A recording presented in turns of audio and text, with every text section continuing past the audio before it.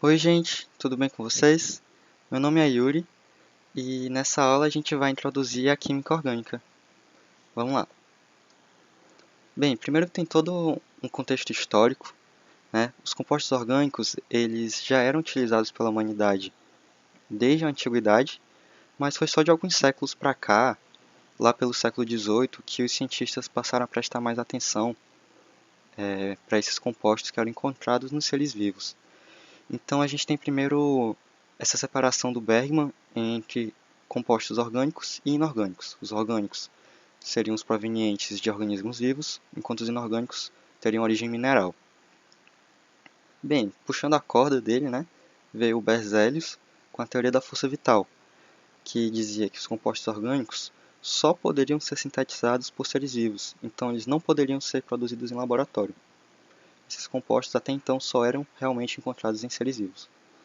Mas então veio esse cientista, o Waller, e fez um experimento bem interessante. Ele pegou esse composto, que é o cianato de amônio, e é um composto inorgânico. Bem, por acaso, ele submeteu a um aquecimento e percebeu que o produto eram uns cristalzinhos. Ele analisou esses cristais e concluiu que era ureia, que é um composto orgânico. Então, desse modo, ele conseguiu produzir em laboratório um composto orgânico sem ter a assistência, digamos assim, de um ser vivo. Então isso derrubou a teoria da força vital de Berzelius e, bem, mudou a definição do que eram compostos orgânicos. Então, afinal, o que é, né, um composto orgânico? Veio essa definição do que é, que é a que a gente usa até hoje. Os compostos orgânicos são os compostos de carbono. É a regra que a gente usa até hoje e que define a química orgânica. Química orgânica é o ramo da química que estuda os compostos de carbono. Mas vale ressaltar que nem todo composto de carbono é orgânico. Tem algumas exceções. Por exemplo, o dióxido de carbono, CO2, ácido carbônico, H2CO3, e o grafite. Eles são compostos inorgânicos. Mas a maioria dos de carbono é orgânico. Bem, características gerais dos compostos orgânicos. A maioria deles apresenta ligações covalentes, certo? Não são ligações iônicas. Eles possuem baixos pontos de fusão e de ebulição, então muitos compostos orgânicos eles são gases à temperatura ambiente, ou líquidos, ou sólidos. Se são sólidos, eles fundem a temperaturas baixas, geralmente menos de 100 graus Celsius, né? Enquanto os compostos iônicos já é temperaturas bem mais altas. Eles não conduzem eletricidade em solução aquosa, e vem aquela regra, né, que semelhante dissolve semelhante. A maioria dos compostos orgânicos são moléculas apolares, então eles são solúveis em solventes apolares e insolúveis em solventes polares. Solvente polar é, por exemplo, a água. Mas tem algumas exceções. Por exemplo, esse composto aqui é o etanol, ele é um álcool. A gente pode ver que na ponta do composto tem um oxigênio ligado a hidrogênio. E isso aqui é algo especial, por assim dizer. O oxigênio e o hidrogênio possuem uma grande diferença de eletronegatividade. Então isso faz com que essa parte da molécula seja polar. Tem uma grande diferença de polaridade aqui, enquanto o resto é apolar. Mas por ter essa parte polar, o etanol consegue sim se dissolver em solventes polares, apesar de ser um composto orgânico. Então o etanol, por exemplo, se dissolve em água. Mas outros compostos orgânicos, principalmente os que possuem só carbono e hidrogênio, que eles não possuem muita diferença de eletronegatividade, aí a molécula ela é bem apolar mesmo. Por exemplo, esse composto aqui, que é a gasolina, ou termo mais técnico, octano, ela não se mistura com a água de jeito nenhum, não se dissolve. Beleza? Continuando. Combustão dos compostos orgânicos. Quando a gente analisa a combustão dos compostos orgânicos formados por carbono e hidrogênio, ou carbono, hidrogênio e oxigênio, o produto da combustão, geralmente, se for uma combustão completa, é dióxido de carbono e água. Aqui eu não coloquei o estado dela porque depende da situação. Bem, mas afinal, quem são esses elementos nos compostos orgânicos, né? A gente tem os elementos mais comuns que aparecem, que são o carbono, hidrogênio, oxigênio, nitrogênio, fósforo e enxofre, o famoso CHOMPS, né? Se você quiser decorar aí. Principalmente esses 4 primeiros são os mais recorrentes nos compostos orgânicos, certo? São os mais importantes. E tem também os halogênios, eles também participam de compostos orgânicos. São a família 17 da tabela periódica: flúor, cloro, bromo e iodo. Por fim, outra característica dos compostos orgânicos são as forças intermoleculares. Essa força de polo induzido, ela é característica das moléculas apolares, que é uma coisa bem comum nos compostos orgânicos. E nos compostos orgânicos que possuem o hidrogênio ligado a flúor, oxigênio ou nitrogênio em alguma parte da molécula, bem, então essa molécula ela realiza a ligação de hidrogênio, que é uma força intermolecular mais forte que a de polo induzido. Continuando, a gente tem os postulados de Kekulé, que são como observações a respeito do carbono que a gente utiliza como regras para formar os compostos. Primeiro postulado, o carbono é tetravalente. Isso significa que ele faz 4 ligações. Tá, e como é que ele pode fazer essas ligações? Tem diferentes maneiras. Ele pode fazer 4 ligações simples, cada ligação dessa é uma ligação simples, apenas um traço. Ele pode fazer uma dupla e 2 simples, isso aqui é uma ligação dupla, 2 traços. Da mesma forma, pode fazer uma tripla e uma simples. E, por fim, 2 duplas. Bem, vale a pena a gente saber quais são os termos técnicos para essas ligações. Bem, quando a gente tem apenas ligação simples, ela é uma interpenetração frontal dos orbitais entre 2 átomos. Tá, de maneira prática, a gente chama isso de sigma. É uma ligação sigma. Então, o carbono com 4 ligações simples, ele tem 4 sigmas, 4 ligações sigmas. Esse carbono aqui tem 2 simples, então vão ser 2 sigmas, e aqui tem uma ligação dupla. Quando você tem uma ligação dupla, uma delas é sigma e a outra vai ser do tipo π. É uma interpenetração lateral entre os orbitais. Seguindo a lógica para a tripla, a gente tem uma ligação simples, que é a sigma, e na ligação tripla a gente vai ter uma ligação sigma, e as outras duas vão ser π. Então, quando você tem uma ligação que não é simples, como essa daqui, uma vai ser sigma e o resto vai ser π.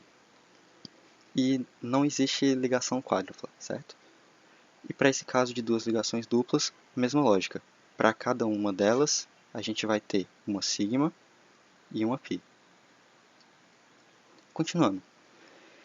O segundo postulado é a equivalência das ligações simples, que é uma questão de simetria, né?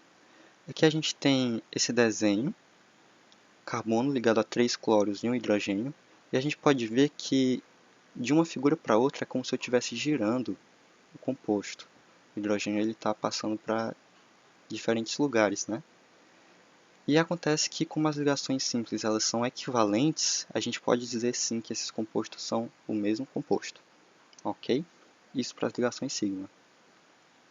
Terceiro postulado, o carbono é capaz de formar cadeias consigo mesmo. Bem, essa explicação não cabe entrar muito a fundo sobre isso, né? Mas tem a ver com o tamanho do carbono e algumas propriedades mais específicas dele. Acontece que ele consegue sim formar grandes cadeias, várias ligações consigo mesmo, de forma bastante estável, e é justamente por esse motivo que a gente tem vários compostos orgânicos, uma grande variedade, né? Aqui são só alguns. Bem, valência dos outros elementos. Aqui são como as regras que os outros elementos seguem para se ligar ao carbono. Enquanto o carbono tem a valência 4, a valência do hidrogênio é 1, ele só realiza uma ligação. Então, o hidrogênio vai fazer apenas uma ligação simples. O oxigênio e o enxofre, eles têm valência 2, então eles fazem 2 ligações. Pode ser 2 simples ou uma dupla. Aqui a gente tem 2 ligações sigma e uma π. Continuando, o enxofre segue a mesma lógica. Nitrogênio e fósforo, a valência deles é 3, eles fazem 3 ligações, então eles podem fazer 3 simples, uma dupla e uma simples, ou uma ligação tripla.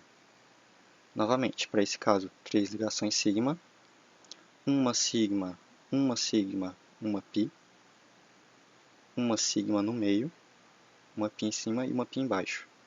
Para a ligação tripla, a ligação sigma fica no meio, certo? Para a ligação dupla, tanto faz, de um lado ou de outro. Por fim, os halogênios, a valência deles é igual ao hidrogênio, a valência deles é 1. Eles fazem só ligação simples. Então, os halogênios e o hidrogênio, eles, se estiverem numa cadeia carbônica, eles sempre vão estar, se eles estiverem, ou melhor, num composto orgânico, eles não vão pertencer à cadeia carbônica em si. Eles vão estar na ponta da cadeia, em alguma ponta da cadeia. Já oxigênio, enxofre, nitrogênio e fósforo, eles podem, como eles fazem mais de uma ligação, eles podem ligar um carbono a outro. Então, eles podem fazer parte da cadeia, eles podem estar no meio da cadeia. É o que a gente chama de heteroátomo. Continuando, a gente tem as formas de apresentação das cadeias carbônicas. Aqui não tem muita diferença na vida real, é mais uma sistematização para ajudar na nossa comunicação ao representar os compostos orgânicos. Então, essa representação, primeiro, ela é a mais autoexplicativa. Ela mostra todos os átomos e as ligações entre eles. É a estrutural plana, a gente pode chamar ela assim. A gente pode dar uma simplificada nela. A gente pode ver que os hidrogênios eles meio que poluem bastante a figura, né? Então, a gente poderia pegar os hidrogênios de cada carbono, que pertencem a cada carbono, e colocá-los juntos desse carbono, dessa forma. Esse carbono está ligado a 3 hidrogênios, então fica CH3. Está ligado ao carbono, que está ligado a 2 hidrogênios, CH2. Está ligado a outro carbono, que está ligado a 2 hidrogênios, CH2. CH2, que está ligado ao carbono da ponta, que é também um CH3, igual esse do começo. Para essa representação, a gente chama de estrutural simplificada ou condensada. Os nomes se confundem um pouco, mas o que importa é a gente entender a representação, o que ela significa. Bem, a gente ainda pode simplificar um pouco mais o composto e eu removi os traços entre os carbonos. Então aqui fica subentendido que cada bloquinho desses, aqui eu tenho um CH3, CH2, CH2, CH2, CH3. Esse carbono está ligado a esse, que está ligado a esse, que está ligado a esse, que está ligado a esse. Eu posso representar o composto desse jeito, colocando tudo um do lado do outro, e eu posso ir além. Aqui a gente percebe que tem 3 bloquinhos, entre aspas, de CH2, que ele se repete 3 vezes. Fica até algo repetitivo. Eu posso simplificar isso e representar o composto dessa forma. CH3, CH2, 3. Esse 3 fora dos parênteses, ele mostra quantos CH2 tem entre essas duas pontas. E aqui é o final da cadeia, CH3 de novo. Essa representação a gente pode chamar também de condensada. E por fim, a representação mais simples, que ela consiste em simplesmente você contar todos os átomos do composto e escrever. Aqui tem 5 carbonos, C5. Se a gente contar, vai dar 12 hidrogênios, H12. Essa é a chamada fórmula molecular. E por fim a gente tem essa representação, que talvez pareça estranha, mas ela foi feita para ajudar a gente, tá? Como é que ela funciona? Ela é o mesmo composto que a gente estava analisando, certo? Esse daqui. E o nome dessa representação é de linhas ou bastão. É bem intuitivo esse nome, né? Bem, como é que a gente vai interpretar essa figura? A gente considera que cada ponta de uma linha contém um carbono. Então, eu tenho um carbono aqui, um aqui, aqui e aqui. Tá, mas e os hidrogênios? Bem, essas aqui são as ligações entre os carbonos. Então, com essa figura, eu sei as ligações que os carbonos fazem entre eles. Como é que eu sei onde os hidrogênios estão e quantos hidrogênios tem? Eu vou completar a valência de cada carbono. Esse carbono ele está ligado a um carbono, certo? E não tem mais nenhum traço saindo dele. Isso significa, fica subentendido, que aqui tem um carbono CH3, que está ligado a 3 hidrogênios. Por que 3 hidrogênios? Porque faltava 3 ligações para ele completar a valência dele, que são 4 ligações. Então, 3 ligações de hidrogênio, mais essa, 4. Para esse carbono, ele está ligado a 2, então faltam 2 ligações para ele completar 4 ligações. então ele é CH2. Esse daqui segue a mesma lógica, CH2, CH2, e por fim o último, CH3, porque está ligado a somente um carbono, né? Então faltam 3 ligações para ele completar a valência, então eu coloco 3 hidrogênios. Então, quando a gente vê essa figura, é o mesmo que essa representação, certo? Só para ficar claro, essa é a representação de linhas, que é uma das mais comuns que aparece. Bem, então vamos analisar isso daqui.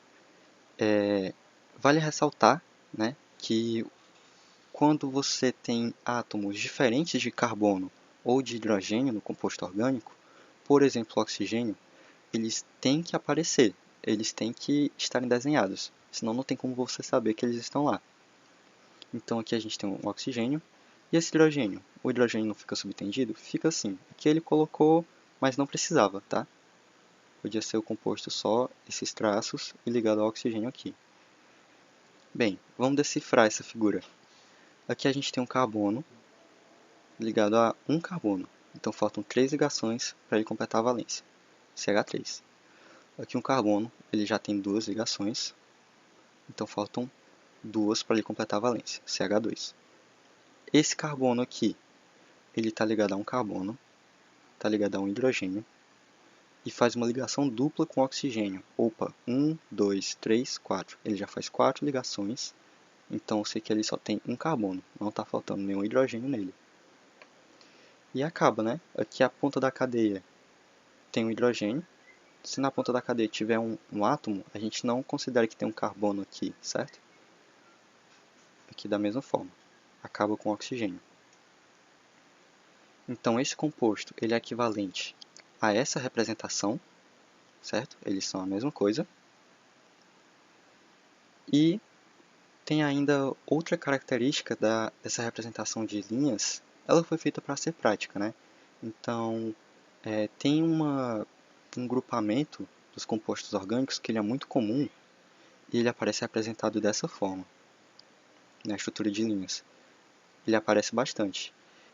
Quando isso aqui aparecer, a gente deve interpretar como sendo essa figura, certo? O que é essa figura? Tem um carbono aqui, aqui, aqui, aqui, aqui e aqui. 6 carbonos. E a gente pode ver que tem ligações duplas e simples alternadas, certo? Essa figura é muito comum. Quando ela aparece em algum composto, a gente diz que tem um anel benzênico.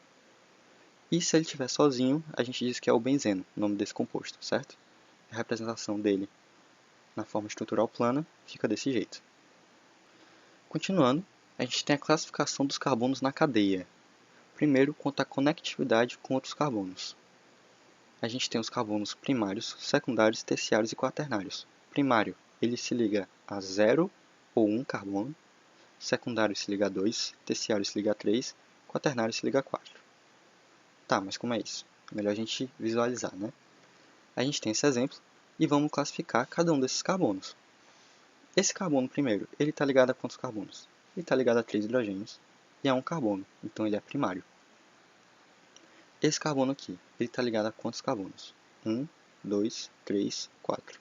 Tanto que você, nessa representação, você não vê nenhum hidrogênio junto com ele, né? Faz 4 ligações, as 4 são com carbonos, então ele é um carbono quaternário. Esse daqui de cima é um CH3 ligado a esse carbono, só um carbono, carbono primário. Esse daqui de baixo, da mesma forma, carbono primário. Esse daqui, ele tem um hidrogênio aqui, 3 carbonos terciário. Próximo, CH2, tem um hidrogênio aqui e um aqui, e ele se liga a 2 carbonos. Então ele é secundário. Esse da ponta vai ser primário também. E esse daqui também vai ser primário, né? Só está ligado a um carbono. Bom, aqui a gente tem um exemplo do que a gente pode se confundir um pouco sobre essa classificação, que é a seguinte. Esse carbono ele faz uma ligação dupla com outro carbono, mas a gente considera como uma ligação só. Então, essa classificação ela depende de quantos carbonos estão conectados ao carbono que a gente está analisando. Quantos carbonos estão conectados a esse? 1. É uma ligação dupla? É. mas é só um carbono que está conectado a ele. Então ele é um carbono primário. A ligação é uma só. Da mesma forma, esse carbono vai ser primário também. Ele só está ligado a um carbono. Classificação quanto à saturação. A gente tem dois tipos. Carbono saturado é o que realiza apenas ligações simples, que são as do tipo sigma, com outros carbonos. Já o insaturado, ele vai realizar ligação dupla ou tripla. Então ele vai ter pelo menos uma ligação π com os outros carbonos. A gente tem aqui um exemplo. O primeiro carbono está ligado a 3 hidrogênios e aqui ele está ligado a outro carbono. Qual é a ligação? É uma ligação simples, né? Então esse carbono aqui ele é saturado. Já esse carbono aqui, ele faz uma ligação simples, simples, dupla. Ele é insaturado? Não, não é insaturado. Por quê? Porque a ligação dupla que ele faz é com oxigênio, não é com outro carbono. Então, para essa classificação quanto à saturação, eu só vou olhar as ligações entre carbonos. Esse carbono está ligado a qual carbono? Só esse daqui. E qual é a ligação? Simples. Então, ele é saturado. A gente tem aqui outro exemplo. Aqui o caso é diferente, realmente. Esse carbono faz uma ligação tripla com quem? Com outro carbono. Então ele é insaturado. Da mesma forma, esse carbono vai ser insaturado também, porque ele é o que está do outro lado dessa ligação tripla. Esse carbono aqui, ele faz ligação com qual carbono? Só esse, né? Então, como essa ligação é simples, ele vai ser saturado, normal. Por fim, classificação quanto à hibridação. Hibridação, falando um pouco por cima, é um fenômeno que o carbono ele vai unir os orbitais dele de modo a melhorar, digamos assim, o poder dele de realizar ligações. E essa hibridação vai formar diferentes formatos geométricos de acordo com as ligações que o carbono faz. Bem, chega de enrolação, vamos para os casos. Primeira hibridação a gente chama de sp3. Quando é que ela acontece? Quando a gente tem um carbono com 4 ligações sigma, que a gente já viu esse caso. Para esse caso, a gente vai ter a geometria tetraédrica. O ângulo entre as ligações é aproximadamente 109 graus e 28 minutos. Como assim geometria tetraédrica? O formato vai ser mais ou menos assim. Tá, e como é que funcionam essas ligações? A gente tem aqui a figura de um tetraedro, e a analogia é a seguinte. Cada hidrogênio é um vértice do tetraedro. Esse hidrogênio vem aqui, vem aqui. Esse vem aqui e esse vem aqui. E o carbono? Onde é que ele está? Ele está no centro geométrico do tetraedro. Aqui não está desenhado, mas é como se ele estivesse bem aqui no meio. E bem, a gente pode ver que o tetraedro ele é uma figura tridimensional. Essa geometria é a única geometria que o carbono faz sendo tridimensional.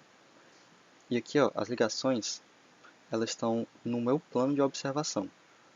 Como assim? Eu estou dizendo que esse hidrogênio aqui e esse hidrogênio aqui estão no meu plano de observação. Esses aqui não estão. Esse está para trás, assim como essa bolinha está para trás da figura, e esse hidrogênio está para frente. Ele está na frente da figura.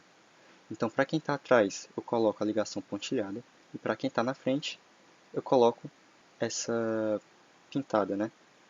Então, é assim a geometria do carbono tetraédrico, que faz 4 ligações simples. Próxima hibridação, sp2. É quando o carbono faz 3 ligações sigma e uma ligação π. Significa que ele vai fazer uma ligação dupla. Nesse caso, a gente tem a geometria trigonal plana. O ângulo entre as ligações é 120 graus.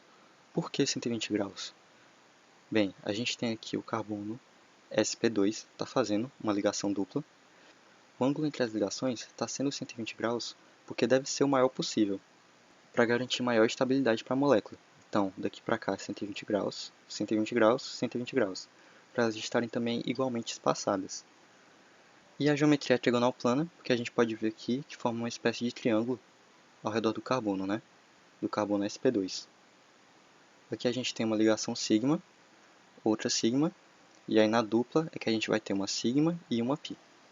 Beleza? Última hibridação é o caso sp. É quando vai ter duas ligações sigma e duas ligações π. Ou seja, ele vai fazer duas ligações duplas ou uma ligação tripla. Vamos ver isso. Primeiro, a geometria vai ser linear. o ângulo entre as ligações é 180 graus, porque elas vão formar uma linha reta. 180 graus é o ângulo raso, né? A gente tem aqui o primeiro caso de ligação tripla. O carbono está ligado ao carbono com a ligação tripla, e a gente pode ver que essa molécula ela é reta, ela não faz curvas. Aqui a gente tem, entre eles, uma ligação sigma no meio, e em cima e embaixo uma ligação π. E as outras ligações vão ser sigma, normal. O segundo caso é quando a gente tem duas ligações duplas. Aqui, quem é o carbono sp? É esse carbono aqui do meio. Ele vai fazer esse formato reto, né, na molécula. Para cada ligação dupla, a gente vai ter uma sigma e uma π, tanto de um lado quanto do outro. Vale ressaltar que esse caso sp não é para todos os carbonos dessa molécula, certo? Estou analisando esse aqui do meio, que faz duas ligações duplas. Esse da ponta, por exemplo, para a gente exercitar, ele está fazendo uma dupla e ele é um CH2. Então ele faz uma simples com hidrogênio para cá e outro hidrogênio para cá. Então esse carbono aqui ele é sp2, assim como esse, sp2. E por fim, caso você se pergunte se não existe o caso de uma ligação sigma e três ligações π, é impossível, porque assim a gente teria uma ligação quádrupla, né? E essa ligação não existe. Então os casos acabam por aqui, certo? E bem, gente, a nossa aula acaba por aqui. Espero que vocês tenham gostado, espero que tenha ficado claro. E é isso, até a próxima!